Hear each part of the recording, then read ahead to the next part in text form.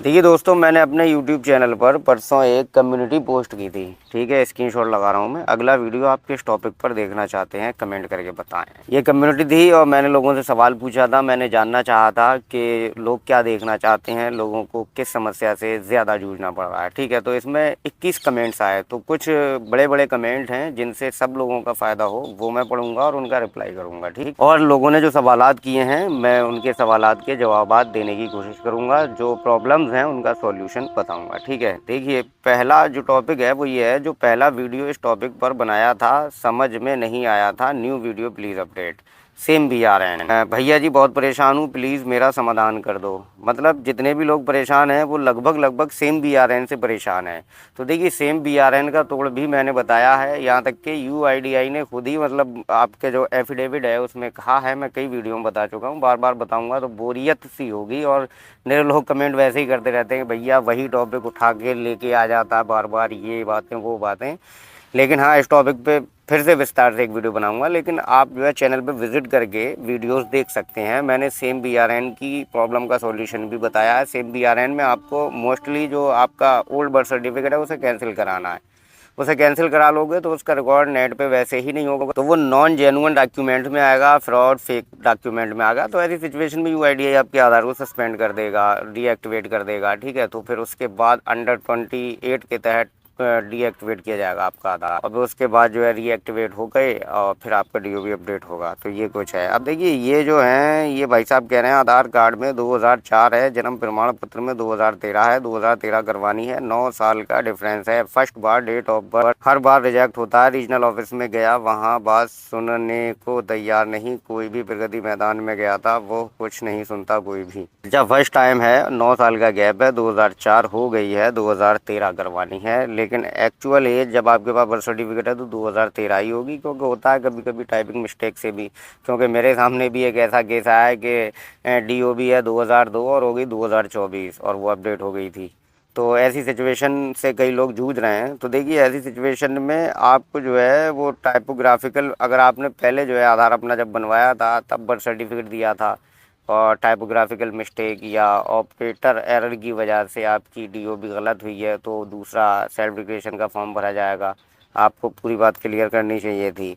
और अगर आपने कोई डॉक्यूमेंट नहीं दिया था फर्स्ट टाइम में, ऐसे ही 2004 पड़ गई थी, तब आपको जो है बर्थ सर्टिफिकेट लगाना होगा और एनेक्सर सेकंड ए शायद भरना होगा आपको। ठीक है, जो आपके वालिदैन की तरफ से भरा जाएगा या गार्जियन की तरफ से भरा जाएगा।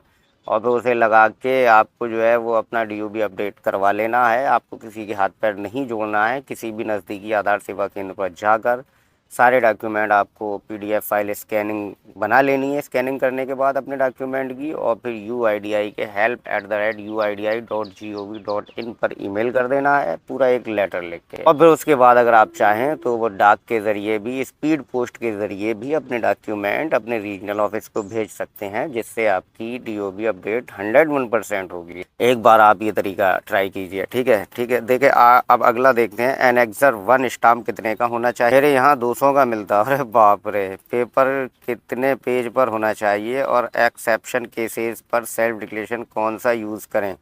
और मैंने आइडेंटिफाई सर्टिफिकेट लगाया था जिससे लिमिट क्रॉस हो गई। और अब नोटरी किस पेज पर करवाएं? और मैं ये बता दूं 3 डॉक्यूमेंट अटैच्ड होंगे, 3 से ज़्यादा नहीं होंगे। प्लीज़ एक वीडियो इस पर बना दो ऑल डिटेल्स के साथ। अच्छा जी, देखिए एनेक्सर 1 स्टाम्प कितने का होना चाहिए? ये 200 का स्टाम्प आपके यहाँ मिल रहा है। हद है यार, अब तो ये स्टाम्प चल रहा है तो जितने का चाहो उतने का निकाल लो। अब तो 5 रुपए का भी स्टाम्प निकाल सकते हो आप। तो 10 वाला ही स्टाम्प हो, ज़्यादा से ज़्यादा 20 वाला हो, काहे इतने रुपये खर्च कराओ? क्योंकि मिनिमम जो है वैल्यू स्टाम्प की वो 10 रुपये की है।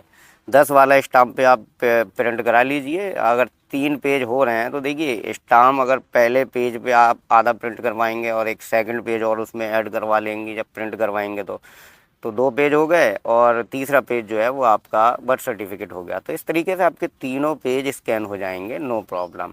लेकिन ये भी ऑपरेटर ने गलत बताया, क्योंकि अब तो मेरे ख्याल से 4-5 पेज भी आप स्कैन कर सकते हो। लेकिन इतना ज़्यादा काहे स्कैन करोगे?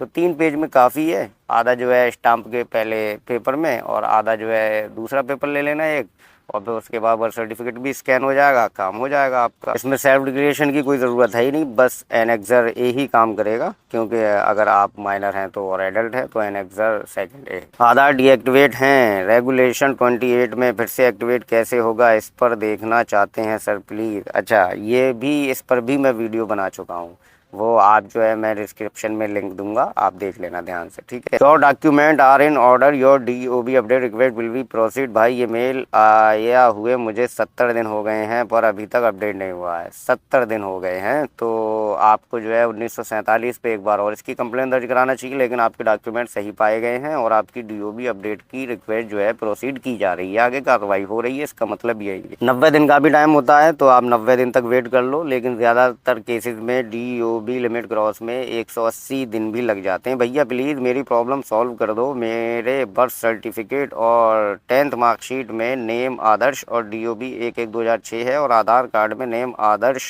और डीओबी 11/2012 है। प्लीज़ भैया प्रोसेस बता दो प्लीज़। कोई प्रॉब्लम है आपकी भी, जो पहले वाले भाई साहब ने पूछी थी, आपको भी जो है वो बर्थ सर्टिफिकेट के साथ एनेक्सर सेकेंडरी भर देना है और उस पर नोटरी करवा के फिर वही प्रक्रिया मेल करना है, ठीक है। एक बर्थ सर्टिफिकेट कैंसिल करवा दिया, अब यूआईडीआई उसी बर्थ सर्टिफिकेट को मांग रहा है। स्टाम्प एनेक्सर एक notary birth certificate 10th marksheet mail कर दिया, स्पीड पोस्ट कर दिया। अब क्या करें, आप वेट करें और फिर यूआईडीआई का जो रिप्लाई आए फिर आप भी उन्हें रिप्लाई करें।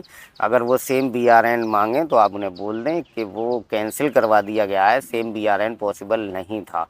तो जो हमने कैंसिल करवाया है वो एज आ फेक डॉक्यूमेंट आप यूज़ करके हमारे आधार को डीएक्टिवेट करके रीएक्टिवेट कर दीजिएगा। इस तरीके से आप बात कीजिएगा। जो भी आप कह सकते हैं वो कहेंगे, क्योंकि जब कोई रिकॉर्ड ही नहीं है जो कैंसिल करा दिया, तो भाई कोई व्यक्ति मर गया तो अब उसे जिंदा कौन करेगा, दुनिया का कोई डॉक्टर नहीं कर सकता। सेम बीआरएन पर जिनका सीआरएल पोर्टल से बना बर्थ सर्टिफिकेट कैंसिल हो गया है, रीजनल ऑफिस के कहने पर अब यूआईडीआई सेम बीआरएन मांग रहा है कि पॉसिबल नहीं है। रजिस्ट्रार से भी पूछ लिया, सब तरीका अपना रहे हैं, आरटीआई पीजीआई पोर्टल जन सुनवाई पोर्टल पर शिकायत, लेकिन कुछ पॉजिटिव रिस्पॉन्स नहीं आ रहा है।